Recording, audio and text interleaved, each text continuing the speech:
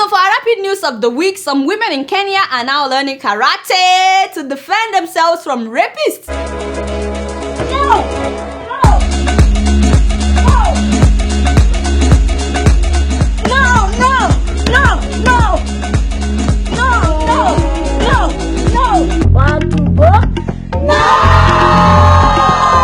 Not the force that you use to hit, it's the accuracy and just knowing where to hit. Unatumia macho, unatumia hapa, unatumia kutumia mguu yako. No.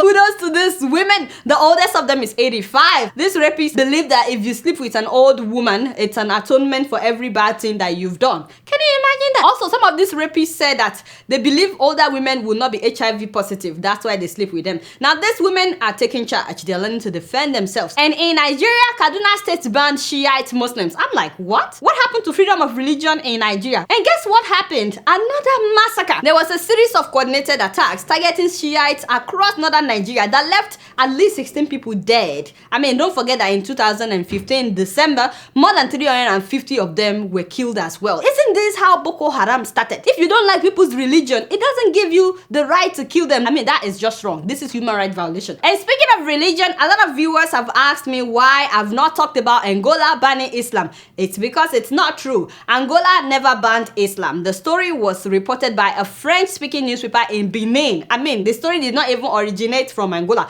It originated from Benin, and it's not true. Before you know it, it had circulated. Some people were even protesting in London and different parts of the world for the Muslims in Angola. But the story is not true. The Angolan government said that they read about it on the internet, just like the rest of us read about it. They said some buildings were built without proper license, including some mosques. So they closed down all those buildings. It's not as if they targeted mosques until they were able to do the right thing. Some of those buildings that were closed down have been reopened as soon as they did the right thing. So there are several mosques that are functioning in Angola. In fact, according to BBC, Islam is thriving in Angola. And still on Angola, the Supreme Court is now asking the president to explain why he made his daughter the head of the oil sector. As you guys know, in April of this year, the president fired the entire board of the oil sector, and in June, he made his daughter, who is reportedly the richest woman in Africa, by the way, he made her the chairman.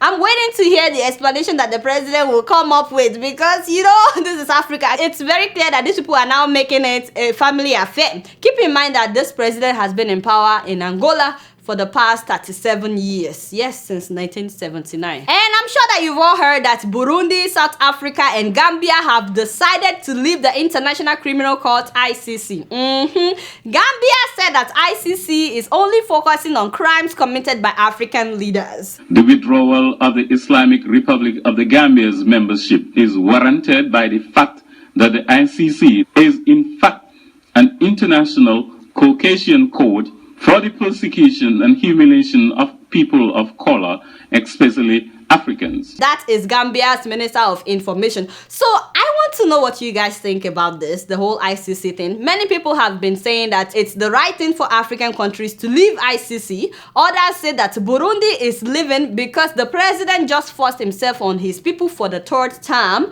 and he doesn't want to be accountable for all the people that have been killed since people started protesting about the election. Others are saying that Yahya Jammeh of Gambia, who has been in power for 20 years, by the way, and keep in mind he's running again in December, you know.